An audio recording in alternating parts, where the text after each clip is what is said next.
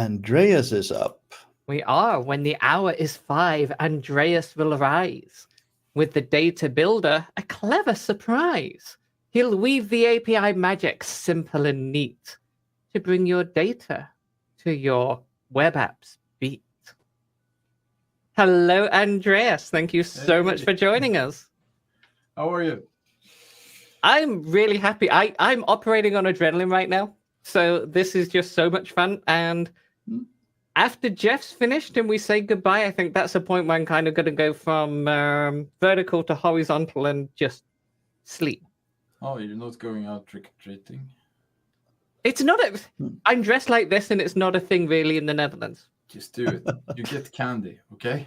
Yeah, that's a good point. You do get candy, but we're going to get candy in the Netherlands soon anyway for a different one. Oh, okay. But the good one is answering the door to delivery people dressed like this is stunning when it's not something that's really celebrated in the country. The first guy that brought a parcel, I've had 2 today. The first guy, I opened the door, he took 2 steps back, which I count as an absolute win. It's, yeah. 100%. Cool. And the other guy kind of saw me, did a double take and went, looking good today. Right. You got it for Halloween, haven't you? Yeah, I was supposed to be dressed out, but my skills are, extremely bad, to be honest, when it comes to makeup and all that. So I was depending on my wife, and apparently she fell asleep and prioritized sleeping over helping me. So here I am. Never mind. In the pain. But you're here, and you're going to give us an awesome session on a data builder API, which currently in preview in Azure Static Web Apps. Absolutely fantastic resource. I can't wait to do this. I'm going to join you with this one as well. So I actually get to spend some time on screen, not just hosting, which I'm looking forward to. So Eric, we're going to say bye-bye to you for a short while. And Andreas, if you want to share your screen. Yeah, calling after work crew says I'm a bit low sound-wise. Can you hear me? Good. I can hear you, but what does the chat say? Yes. Hey, chat, do we need to turn up the volume on Andreas? Okay, we're getting lots of good to hear. Audio great. Okay, good, great. So Jimmy and Jessica just have to move a bit closer. So present share window.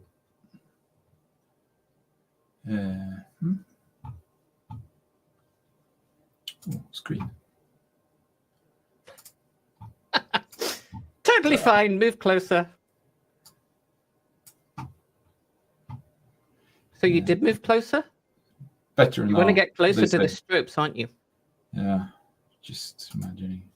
So you can see my screen right now. You need to. Yep, we can see your screen, and it's on stage. Yes. Awesome. So we will start here. Yes, I will switch this, and it should be it, right? Yes. Here we go. So, welcome, kids. Data API Builder is what we're going to be talking about now for 45 minutes more. 44. And to begin with, who am I? My name is Andreas Weinqvist. I work for a super cool company up in Sweden that's called Voyado. We do customer experience programs for retailers. So if you're a consultant working with retail, you want to wow your customers, remember the name. We're actually really large in the Nordics, but also taking Benelux with Storm. So a couple of your favorite shops probably already running their mailouts through us.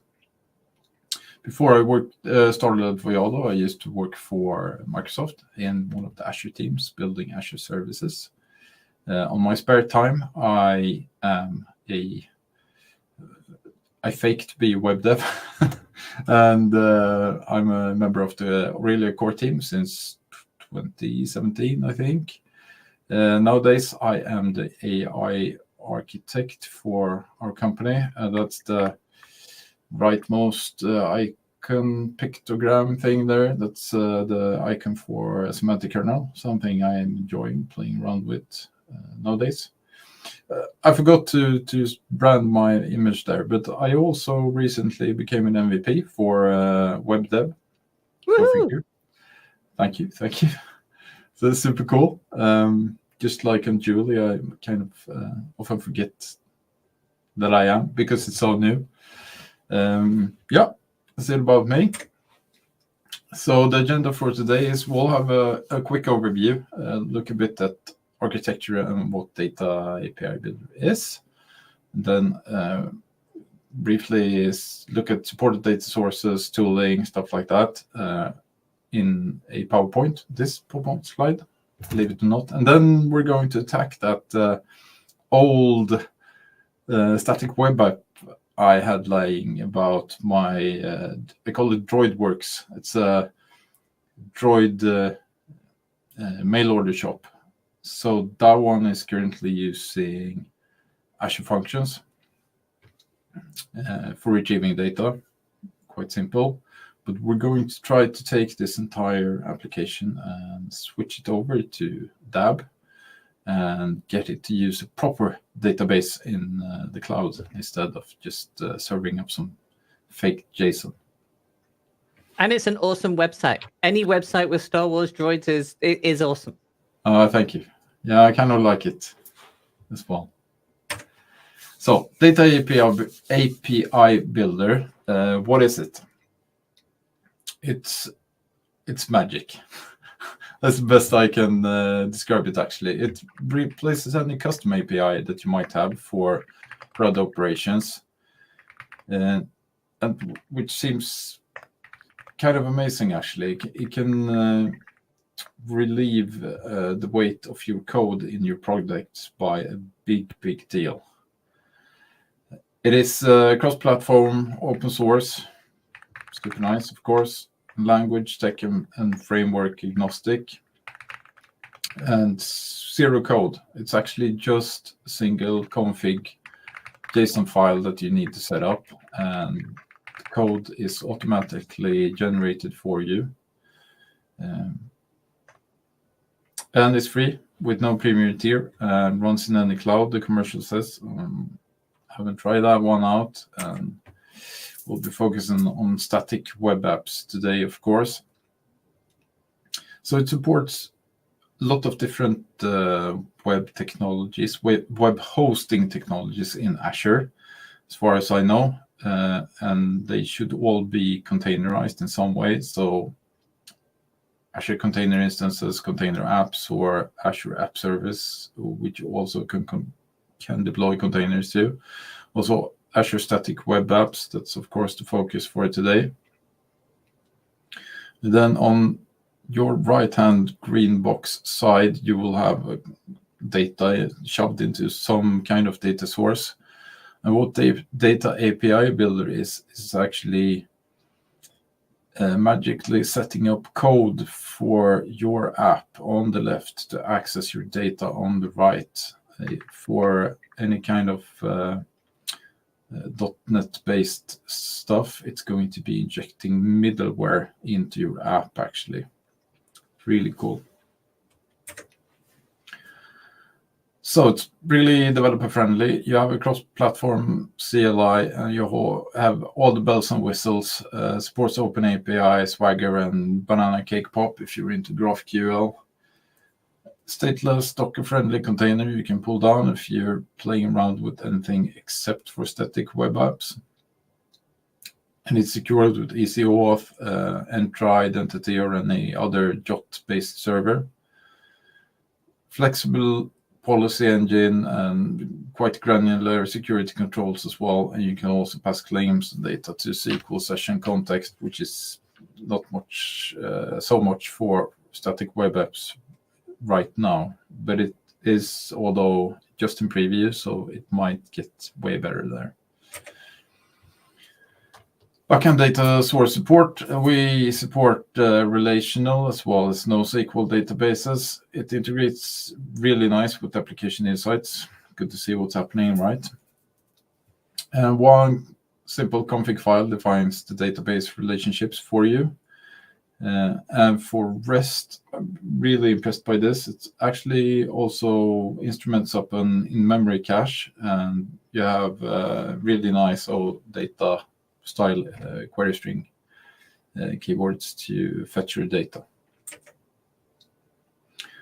So compatibility right now, Azure Container Apps, Azure Container Instances, AKS, Azure Web Apps for containers, and also natively integrates with Azure Static Web Apps. Woohoo! And if you got on-premise stuff, it supports custom on-prem deployments there as well. And supported databases right now is SQL Server, Azure SQL, Azure Cosmos DB for NoSQL if you prefer NoSQL. Then you got Postgres and MySQL on also Azure SQL Data Warehouse. Security-wise, well, support for auth, any OAuth 2 or JOT flow, supports for easy auth, Microsoft Entra if you prefer that. Also role-based auth using received claims or item-level security via policy expressions if you're using something that's not the SWA. REST endpoints, what we'll set up is post, get, put, patch, and delete, which means everything, right? Filtering, sorting, pagination will be super smooth. And as I said before, sets up an in-memory cache for you. And it supports OpenAPI as well. GraphQL endpoints supports query implementations, filtering, sorting, pagination, relationships, well, everything almost out of the box, right? And tooling-wise, there's an easy-to-use CLI. Small caveat, I have already installed that to save some time. So when I start working with some command line tooling later on, both the SWA CLI and the DAB CLI is actually installed on my computer. Integrating with static web apps is something you do inside the portal. If we get there, we will go through that as well. Last phase of the demo. Other stuff we like: open source, MIT licensed. Go in, fork it, create your own. No, just kidding. Contribute, pull requests, review, everything is built in the open on GitHub. I like this idea of rolling your own. That's what we should all be doing, right? Yeah. So, any questions after the slide deck? No, I think we're good so far. Awesome. Let's get to the codes. So, what we have here is a resource group with our my small demo app here. Call it DroidWorks. You can actually go check it out, see if it works. Let's see if we have some products. Yes, we do. So we have 3 data types in this product. I might show that from the get-go. Right here, products, for example.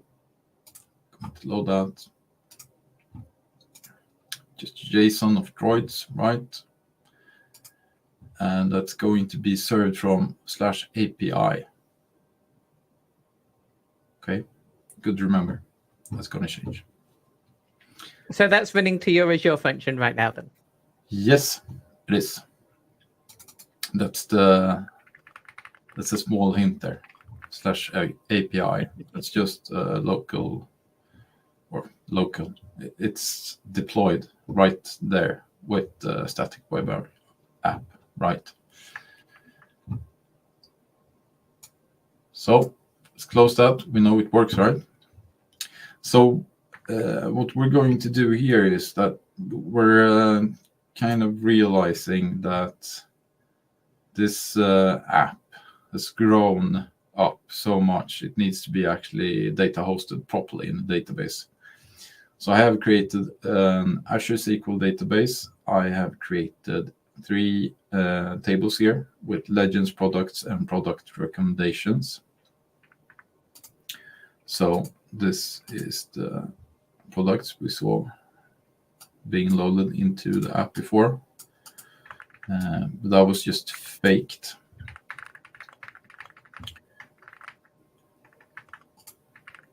Oops, I closed that one. So what do we need to do to get this working with DAB? First of all, this is the app over in GitHub. And I just created a new branch here, ASWAD/DAB, right? You see nothing is committed, nothing is done on that one. So this is the project open in Visual Studio Code. And we can see I've just checked out the new branch. We build this and I started. Let's see if it works, which I really hope it does.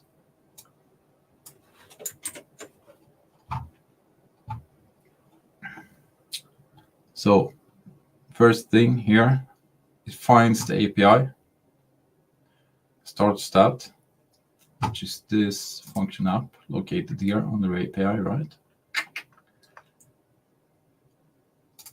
The data that's being served is just served from JSON files over some really simple,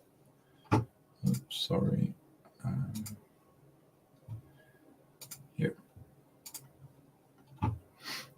Simple function, just fetches the JSON file and sends it out wherever we get, right? If we see, we can check if the app started. And for those people that are wondering what we're using there, that is the Static Web App CLI. And at 6 o'clock European time, we are going to have a session talking explicitly about that as well. So sneak preview of what you can do with it. Cool. Yeah, so you saw the app was working here. I need to do this, so we'll actually populate automatically. Oh, that's good. So it's up and running. Oh, I forgot to browse those pages, didn't I? Can reload it and we'll see these ones are served from /API products, right? So now we heard about this data API builder, right? And it's going to help us remove lots of code. So could we use that to connect to that database and remove all this API code? That'd be the dream.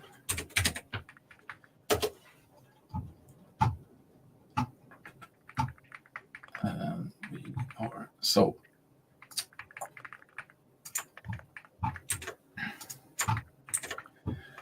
SWAD db init is the command that we're going to use. And for my part, I'm using Microsoft SQL database. That's why we set the database type to MS SQL. Then I have a local connection string, environment1, so you don't have to see my secret credentials, right? So if we run this init, we see that we will get a new directory here called SWAD db connections. And inside of that, we will have a static web app database config.json. Really, really short file name. Love that, love that. You can see here, using the connection string we gave it, it is a database type of MS SQL. Everything looks good so far, right? And we're saying we're going to use the REST endpoints. And we are going to, we enable GraphQL as well. Super cool. So you can do both at once. You don't just have to have one or the other. Exactly. But do note there's only a few database sources that will allow that. So it's not, you cannot choose to use REST and GraphQL for every kind of data source there is. But it's in the docs though. So what we don't have here is any kind of entities. So that's where we use the DAB CLI. We say DAB add, and then the name of our entity. The source is the table. Set permissions, and then we have to point out that config is located here, right? Do this, and we can see. Hey, and we have our entities. Exactly. Now we just need to do the same for our legends and our product recommendations. We should be good to go.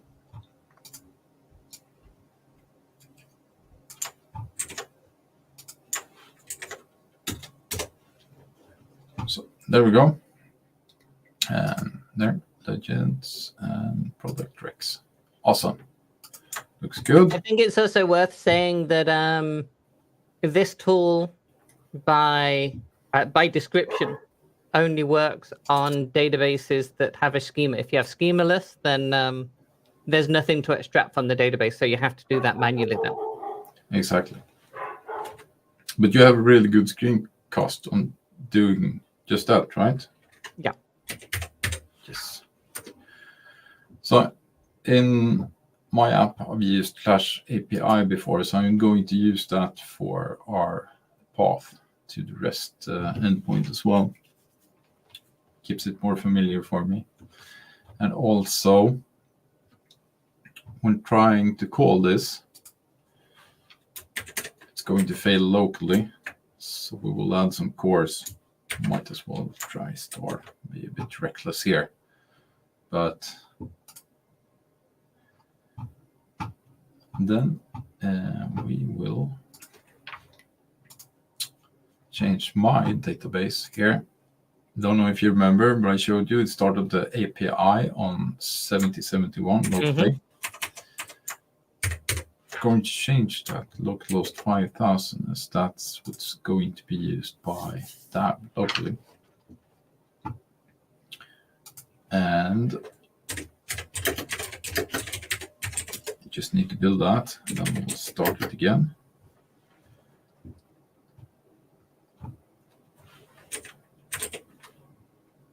This time we will also give it a data API location. That's a really hard word today. I'm jinxed. So that's just pointing to this folder, right? Where we have our configs. So let's go. Still starting up the old API at 7071 here, right? You also see it here. It's kicking off Microsoft Data API Builder. Super cool. I think, yeah. Now listening on 5000 and HTTPS 5001. So if we try and open this app again, of course it opened off screen. Check the network, refresh, go to products. What? You see, switch to 5000. So this data is now coming from the endpoints that DAB shot into the app. Super cool, right? That's really cool. Not that much. I didn't realize that you could actually do that just by changing the API to API. So I normally keep it on REST and GraphQL. It's really cool that you can actually keep that on the API. So if you don't need any functions for anything else, you can literally do this without changing your client code. Ish. There's one quirk. We'll come to that. This demo is going far too good and fast. I was expecting this to take a lot of time. So let's move to the cloud. That's where all the cool kids are hanging out, right? Absolutely. Of course, we have an API-based URL. That's API here. But when you deploy something and use DAB in a static web app up in Azure, it's going to append data API in the middle. Right. So we need to change this. And that was the small caveat I was going to come to, right? But that is all, right? We could also, while we're at it, let's remove the API. .NET isolated, no thank you. No API version, no instructions for building. Go with that. We could even try that locally.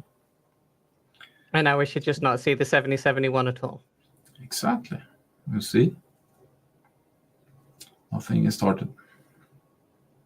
Oh, well, not a API at least. Cool. Then we can also get rid of the entire folder, right? And that just any code you don't have is code that you don't have to maintain. Exactly. And we also know that code that you don't have is not producing bugs, right? Yes. Which is the best part. So there we go.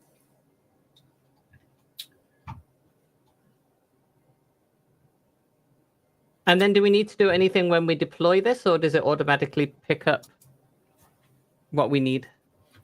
You're are we going to come to that one? But we're going to push this first, right? So some code here. You can see the config file, and we remove the data and the old API that was calling it. Quite cool that you can replace all of that just with configuration in 2 files. Indeed, indeed. So pushing that to GitHub. Excuse me. And then we'll see. And we have Rick agreeing with us. True, the best code is code you don't write, test, or deploy. Exactly. So we need to create a pull request, right? According to what Rick showed you before, to get that new staging environment to be set up.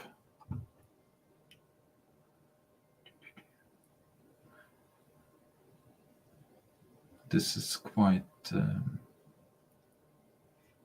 These GitHub pipelines, they can either go super fast when you want them to be slightly slower, or they can take far too long and just annoy you. Exactly. Well, it's good that you're here talking to me, because as a presenter, this is the absolutely worst, right? You're waiting for something, you haven't prepared a cool joke, just kind of pulling your beard, thinking, please make it work, please. Yes, just please work. This is a point where I generally stand on the stage and you kind of like stroke the laptop going, come on, you can do it. No, you can't get a cup of coffee because it's way faster than that. It is actually soon over, I promise you. And the thing you see, I keep refreshing here, it is that this page is kind of sketchy. I don't know, you who have been playing around with SWAS knows that sometimes the spinner keeps spinning, but it's just fake. Yes. The page has stopped updating. Oh, here we go. Hey, look at that. We have a link. Yes. So the question is now, what do we expect? We have deployed our stuff up into Azure. We have removed the API, but we haven't really set anything up in Azure, right? So if we dive over into products here, we're going to see we're getting a 500 internal server error here, but it's the changes we've made. Yeah. Pulling data from data-API/API looks good. So that means We just need to set it up in Azure correctly. Oops. So the way we do that, also now, of course, we can see environments. Yep. And this was super clean before. And now, of course, the Pendabot decided to give me pull request just a 1 hour or so before I started presenting. I was like, no, I'm not going to try and break that down. Which is always fun if you've got more than 2 staging environments and suddenly Dependabot's stealing one from you. Yeah, exactly. But at least we can see our branch here, right? So here, database connection, preview, important here, preview. And this is the DAB connection. So here for our, I was about to pick the wrong one. Here for our environment, we can select link existing database. And I have an Azure SQL database, right? This is it. It's in the DroidWorks resource group. It's called DroidWorks, and the database is also DroidWorks. Then we need to insert username, check the checkbox, link. Yeah.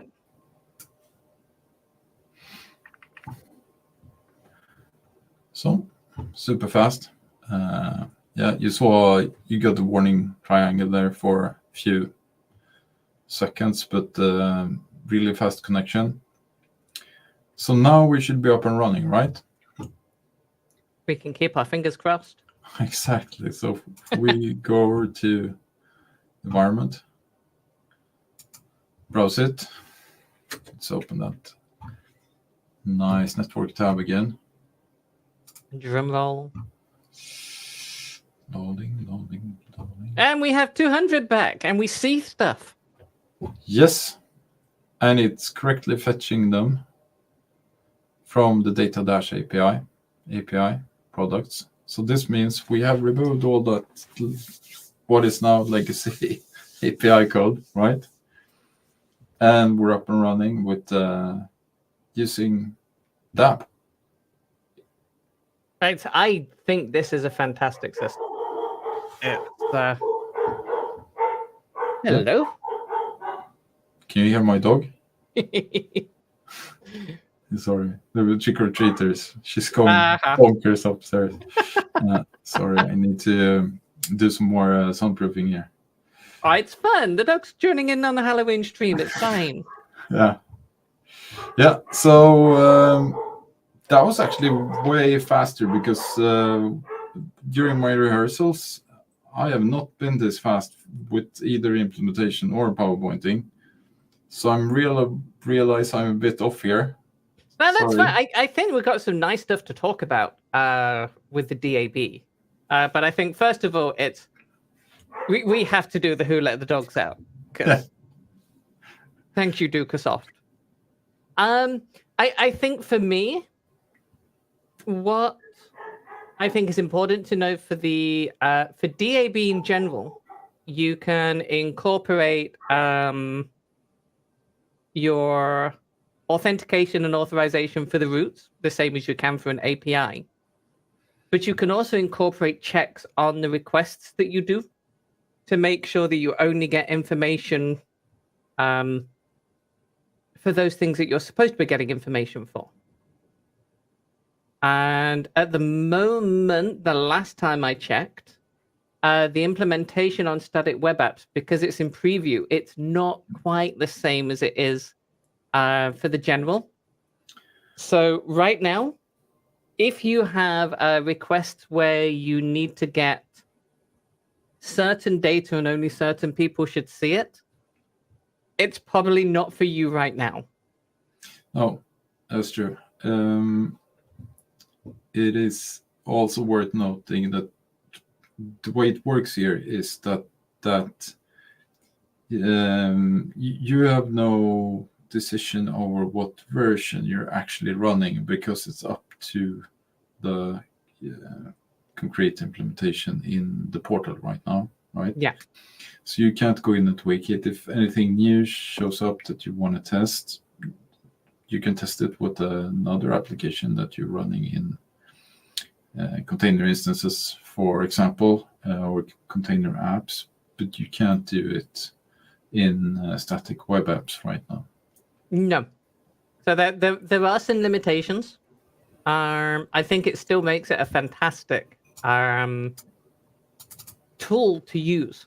I think for me, what I am using it for right now, in writing my new book or updating my book, I'm trying to do anything where I'm getting information that anybody can read. I will do that through the data API. Yep. Anything where there might be some limitations on that, that I'm still doing through the functions. Yep. But that might change in the future.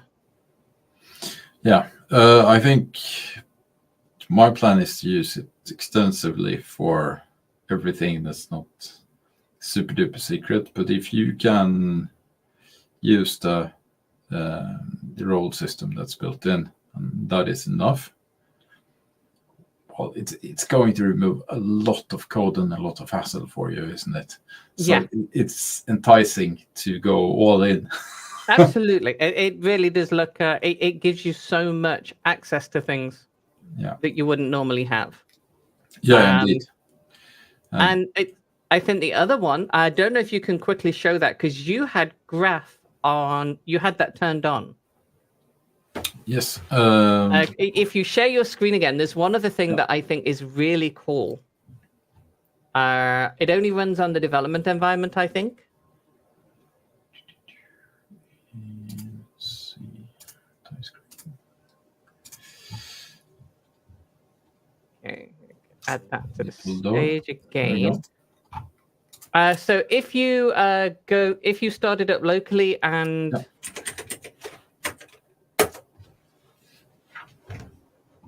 I love your clicky keyboard. Oh, can you hear it? Sorry. Oh, that's awesome. Clicky keyboards for the win. Yeah, super enjoy it, but wasn't aware of that. And then if you go to /data API /GraphQL, I believe it is.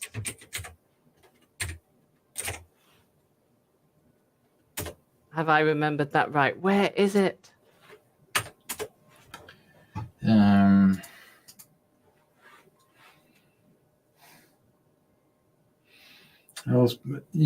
Are you thinking about the? Oh, gosh, I can't. Yeah, the banana GraphQL playground that you get out of the box with it. Yeah. I can't remember it either. Which I think it should just be the GraphQL that you set up in your app, if I remember correctly. Yeah.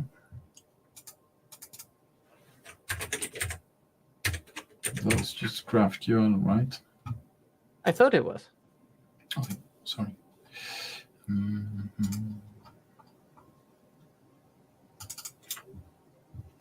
Yeah.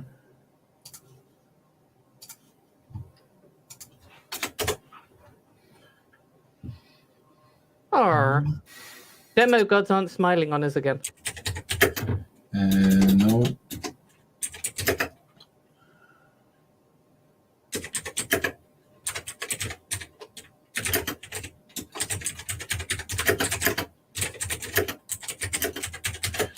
I can bingle it.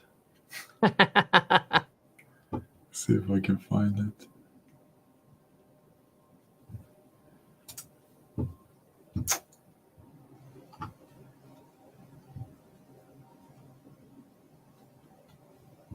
Can we find it quickly to just to show people?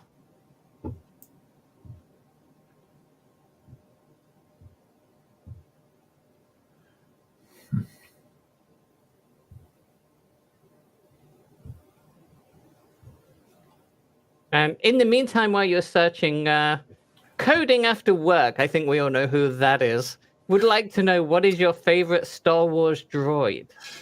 IG-88. Which one's IT? Now I should know this. Why do I not know this? It's the killer droid. You actually had there were 3. Oh no, it's not here. It's under Legends, of course. I prefer the yes. MSE6. Which one is Do you that? know which one that is? No.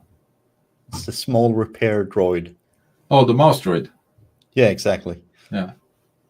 I don't know if I got those guys in here. No. You need to add that. But now that we actually have a database that persists data, we you can tweak add the UI. stuff You more can have easily. some access and edit. No, I can't find that. Banana cake. Okay, so well, what we'll do then is we'll do this afterwards, and put it out on Twitter, Blue Sky, and LinkedIn with links to it. This- Oh, production! It might need to be development. That could be it.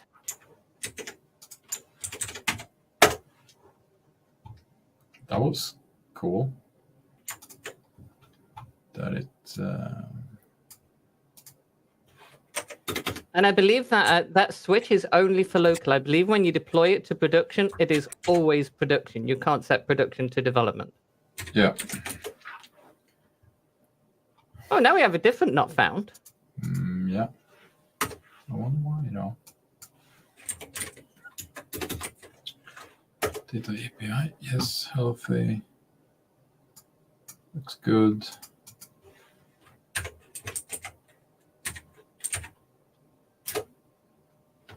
Nope. Okay. We're going to stick something in onto Twitter and LinkedIn and But Blue Sky for that. it's going to reroute it. Is that our problem? Yes. Oh, there we go. So here we go. It's something in the rerouting. Yeah.